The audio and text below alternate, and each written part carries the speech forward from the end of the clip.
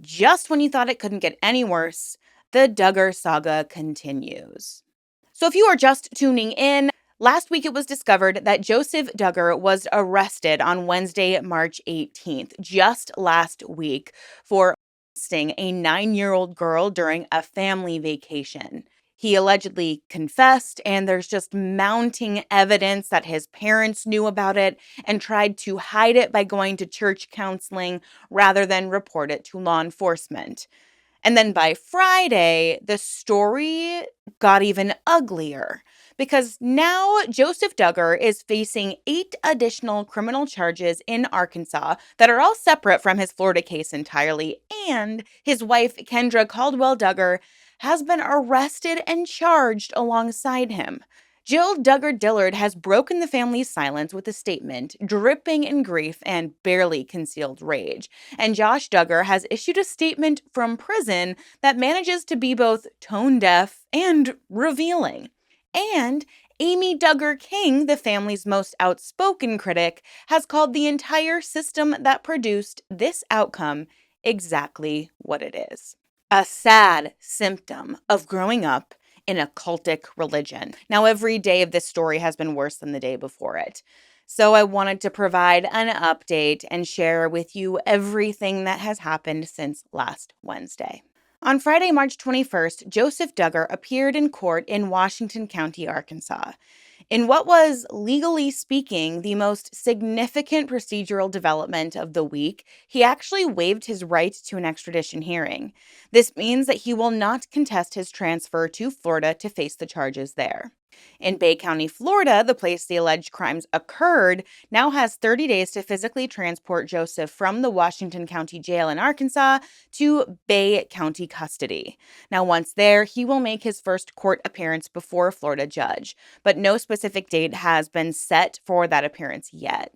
Now, as a reminder of what awaits him in Florida, Joseph faces charges of lewd and lascivious molestation of a victim younger than 12 and lewd and lascivious behavior conducted by a person 18 years or older. Now, under Florida law, the first charge is classified as life felony, carrying a mandatory minimum sentence of 25 years in prison. There is no gain time. Every day is served.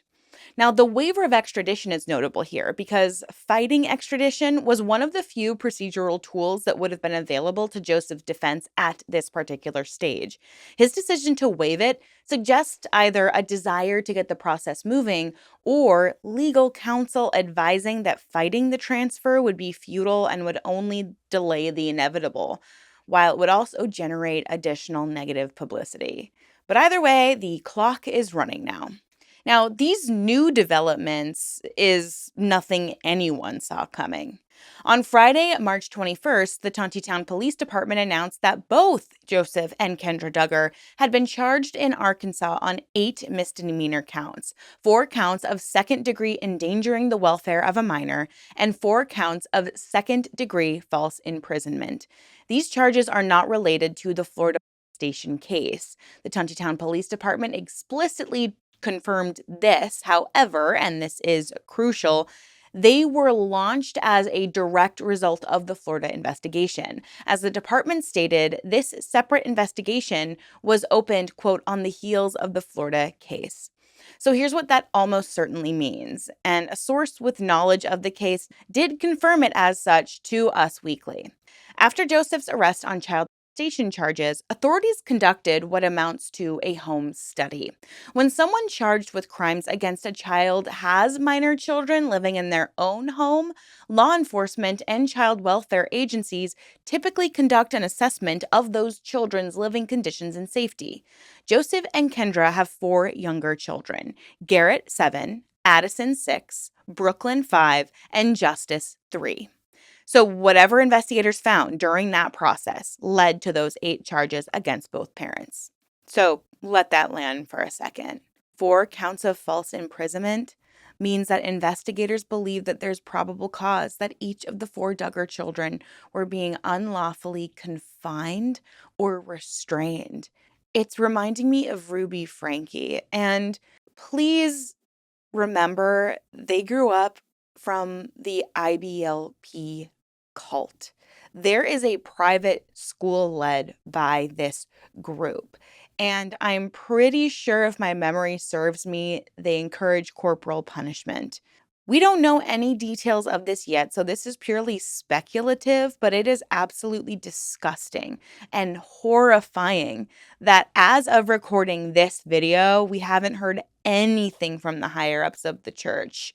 Like, somebody needs to take accountability for what is happening to these kids in one massive family who all have one big common denominator. They all grew up and were conditioned by a cult. And as we've talked about multiple times on this channel, it is really, really difficult once you leave a group like that to deconstruct all the things that you learned. But this is where a victim ends up becoming a perpetrator, because it doesn't really matter if you've been indoctrinated into a cult and you conduct atrocities, which is what these are, onto anyone, let alone onto children. You deserve to be held accountable, and it's not an excuse that will hold up. Why? Why? Why are these people allowed to have children? There seems to be a history of child essay and other forms of happening in this home and within these groups on a larger scale. And if this is happening in this one home, I can't imagine what is happening on a larger scale of more families of followers of the IBLP group. Now, again, we don't know the specific details of what investigators found inside the Duggars' home. The police department stated that due to the minor victims involved, there wouldn't be any more details released at this time. So it remains an active and ongoing investigation. But the charges themselves paint a deeply disturbing picture of what may have been happening inside that house. So, Kendra was not home when the police showed up at the family compound approximately 1 p.m. Friday to serve the warrant. KNWA/Fox 24 captured video of police vehicles at the compound. Kendra was eventually taken into custody later that afternoon and booked at the Washington County Detention Center at 4:56 p.m. She was released on $1,470 bond at 6:19 p.m. So just a couple hours later. So Joseph, already in custody on the Florida charges, had his booking record updated to reflect the new Arkansas charges. Both Joseph and Kendra have been given a court date of April 29th at 2 p.m. in Elm Springs District Court for the Arkansas charges. So one of the most telling aspects of the original story was the deafening silence from the Duggar family. But by Thursday, that silence began to crack. By Friday, the family was no longer monolithic. The statements that have emerged reveal a family fracturing along the exact fault lines you'd expect. Now, Jill Duggar Dillard and her husband Derek were the first family members to speak publicly. On Thursday, March 19th, the Dillard family posted a statement to their blog, the same platform Jill had used to build an identity separate from the Duggar machine since publicly splitting with Jim Bob over those financial and personal grievances.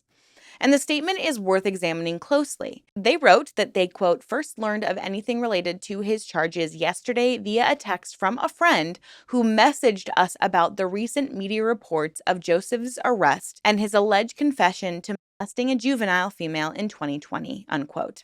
So Jill and Derek learned about their brother's arrest and confession from just a friend texting them. Not a phone call from Jim Bob or Michelle, not from Joseph himself, but just from a friend who saw it on the news. So honestly, that kind of tells you everything you need to know about Jill and where she sits relative to the family power structure. Sounds like she's on the outside. And based on this statement, that is where she is choosing to stay. Now, the rest of the statement was pointed. They said, quote, "We are shocked and heartbroken. We strongly condemn. We support the rule of law and hope that justice will be achieved. Our hearts go out to the innocent juvenile victim of this unspeakable crime and her family. We pray God gives her strength, comfort, and hope, and that she is able to get all the help and support she needs and deserves in the days ahead," unquote. They also addressed Kendra and the children directly. Quote, "We love our sister-in-law Kendra and our 4 nieces and nephews and pray that they feel loved and supported during this time, as we cannot imagine the indescribable pain they feel as they process and grieve everything," unquote. And the statement ends with 2 Bible verses, Isaiah 1:17 and Psalm 34:18. Learn to do right, seek justice, defend the oppressed. It's not really a verse about forgiveness, is it? It's a verse about accountability. Now, that statement was obviously made before the new developments when it comes to Kendra, and I am sure that Jill and her husband are absolutely mortified by finding more of this out. I just can't imagine being part of a family that continues to not just disappoint you, horrify you. I mean, they've got to be horrified by what they're learning. And if you've followed Jill's journey since Shiny Happy People, the subtext here is really impossible to miss. I mean, this is a woman who was molested by her own brother Josh, who was pressured into defending him on national television, and who was raised in a system that taught her to submit to her father's authority above all else, and who had also spent the last several years systematically dismantling her relationship with that system. And it's so telling because her statement doesn't defend Joseph, it doesn't ask for grace, it centers the victim and calls for justice. And that is important. Ginger, another of Josh's victims, who has also distanced herself from the family in recent years, posted a statement to her Instagram stories, which she later deleted. In it, she wrote, quote, "We learned of this saddening news along with the rest of the world on Wednesday, and we are in complete shock. Our hearts are grieving for this innocent young girl, and we know that this is deeply grievous to God, who cares tenderly for children and the vulnerable." Unquote. Again, she learned along with the rest of the world. Another sibling who found out from the news and not from family. So, this pattern of isolation from the family's inner circle is very consistent. Now, Jim Bob's niece, Amy King, and the family's most reliably vocal critic, issued a statement to Fox News Digital that was, by a wide margin, the most direct and unflinching of any family member's response. She said she was utterly shocked by the arrest, but then added a line that cuts right to the systemic heart of this story. Quote, "At the same time, I'm not surprised that another alleged predator has emerged from this toxic system. For years, I've spoken out about the importance of truth, accountability, and protecting children, even when it meant going against my own family. Family ties should never equal automatic trust or access, especially when it comes to the safety of children. In light of the recent allegations involving my cousin Joseph Duggar, I am sickened, heartbroken, and deeply angry," unquote. So I don't want to say she feels vindicated. It sounds like she feels utterly disappointed that things haven't been taken more seriously and there hasn't been more systemic change within the cult that the Duggars are a part of, because she's been saying this for years. Amy was saying it during Josh's trial. She was saying it during Shiny Happy People. And she's trying to say it now with the precision and moral clarity, mind you, that comes from someone who has watched the system fail in real time again and again. And she was even brave enough to name it when it was unpopular to do so. But now she's watching the cycle continue again. And then there's Josh, who is currently serving 12 and a half years in federal prison for receiving and possessing child essay material, who issued a statement through his attorney, Bo B. Brindley, on Thursday. This is the same attorney Josh recently hired to pursue a post-conviction appeal, arguing that he was denied a fair trial. So the statement given to the Daily Mail read, quote, "Josh understands the stigma of being accused. He lives with the painful reality of how false accusations can destroy a life. He understands how the targeting of a person for publicity can twist the truth into sensationalized fiction." Unquote. I'm sorry. I'm sorry Joseph admitted to what he did, you disgusting cretin. So shut up and go back to jail. Go back to your cell. Go stare at the gray wall. And then maybe we should keep him locked up in there a little longer. Josh's attorney added that Josh and Joseph are not in frequent communication, unquote, but that Josh hopes and prays for his brother's well-being in this difficult time. I want to throw up. I feel sick to my stomach. Now, in a separate statement to People, Brindley said that Josh, quote, "sympathizes with the suffering that the public spectacle of criminal accusation creates," unquote, and that he cannot speak to his brother's behavior, but that, quote, "no one deserves to have their lowest moments broadcast for the world for the sake of clicks and online comments." Actually, we do. We do need to talk about it because This is the very system you want that allows predators to continue. Us not talking about it and just talking about it for clicks, according to you, is a projection of the fear that this disgusting mongrel, he's trying to portray himself as being falsely accused. So now, even though Joseph has admitted to his wrongdoing, Josh is like, let me speak up for a second. False accusations are hard, and no one deserves to be talked about, even if they're pedophiles on the internet. Give me a break. It is exactly that ideology that continues to put children in danger and has been doing so for years, for decades, perhaps even centuries. We need to talk about this and put it more in the open. When we consider the recent news, the recent Jeffrey Epstein files drop, that stuff had been hidden for decades. And when it came out in the open, it caused outrage. And then you find out, oh, wait, he had basically a pedophile conviction back in 2018. And because he had money, nobody cared. And all of these people who were in his inner circle continued to engage with him and what he was doing and keep his secrets for him. And now Josh, from jail, who has been convicted of essaying children, has the audacity to say, oh, it's really, really hard for like people to have like false allegations and like, I just don't believe it. And my heart goes out to Joseph. It must be so. Idiot. I know you might not be as up to date from jail, but I'd hope that your attorney would advise you to not pretend that this is a false allegation when we have a confession. You idiot. And now this is a detail that makes it even more brazen. During Joseph's booking process, captured on a video released Friday, Joseph reportedly told a deputy that he'd never been on that side of the jail before and then referenced that his brother had been in trouble before.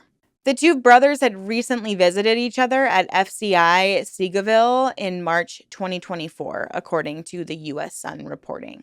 So Josh is obviously not a bystander to this family's history. He's literally the most prominent case study. And the fact that his first public statement in years is in defense of his brother, that's kind of framed as a defense of himself, tells you exactly how the Duggar family's logic works.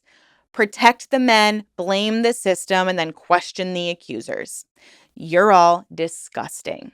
Now, as of Saturday, March 22nd, Jim, Bob, and Michelle Duggar, the family patriarchs, the people who built this empire, the parents who, by multiple reports, knew about both Josh and Joseph's behavior and chose silence both times, have issued no public statement. Multiple outlets have reached out to them and none have received a response. So that silence is at this point its own kind of statement. So, where things stand as of recording this video. Joseph Duggar remains in custody at the Washington County Detention Center in Arkansas. He's waived extradition and will be transferred to Bay County, Florida within 30 days. He faces those 2 felony charges in Florida and 8 misdemeanor charges in Arkansas. Kendra Duggar is out on her bond, which forgot to criticize this little tidbit. $1,470 for 8 misdemeanors? Arkansas, we got to do better, okay? And her court date is April 29th, but no attorney has been publicly identified for her. The Tontitown Police Department and Bay County Sheriff's Office both described their investigations as active and ongoing. So, this story is not over.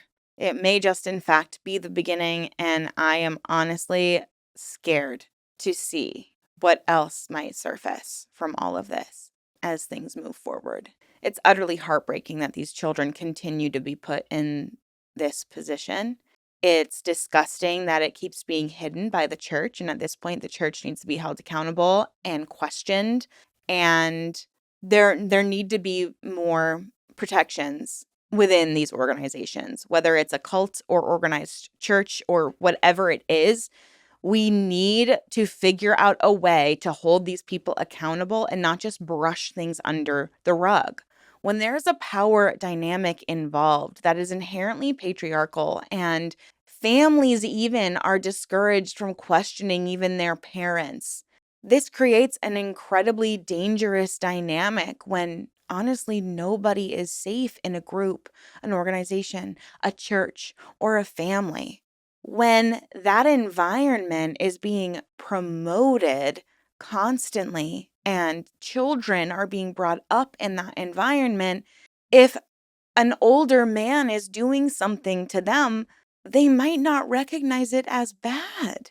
And that's what's so heartbreaking is because these children within this cult are being brought up believing that the men in the family can do whatever they want without consequence because the men in the family are the most connected to God in their eyes. So, denying your father, your older brother, would be denying God. And so these poor children go through years of this abuse because they don't know that it's abuse.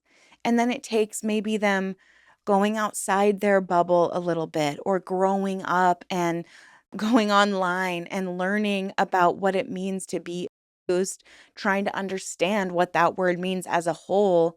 And then they're finally able to come to the harsh, horrifying, scary realization of, oh my gosh, this was happening to me for most of my life. Someone they're supposed to trust, someone who's supposed to care for them. And then they go tell their mother, their sister, somebody that they think they can trust. And instead of taking it seriously enough to go to the cops, they just go to the church that created the very environment that has harmed them. It's cyclical, it's disgusting, and it's horrifying. And I only hope that there is justice for all of the young victims and survivors in this case. But I really also hope that it opens the door to holding these structures and organizations and churches and cults more accountable. I hope it helps people understand more what living in these tiny communes effectively really does to a person and how detrimental they can be to someone's growth, upbringing, and safety. So, everyone, let me know what you think about these new updates down in the comments below. There's been so much circulating over the last week or so. I'm going to try to do a Frankie Paul update for you as well as we learn new information on that front. So, look out for that video later this week. And if you're not subscribed, please consider doing so so that you don't miss a single upload. So, thank you guys all so much for tuning in today. I know this was a short update, but I just wanted to present you all of the facts that I have found and as I understand them currently. And I am going to try to drop my Manosphere deep dive this weekend, so look out for that as well. Once again, thank you all so much for watching. Please stay safe out there, ask questions, and always stay skeptical. Thanks so much for watching. Bye.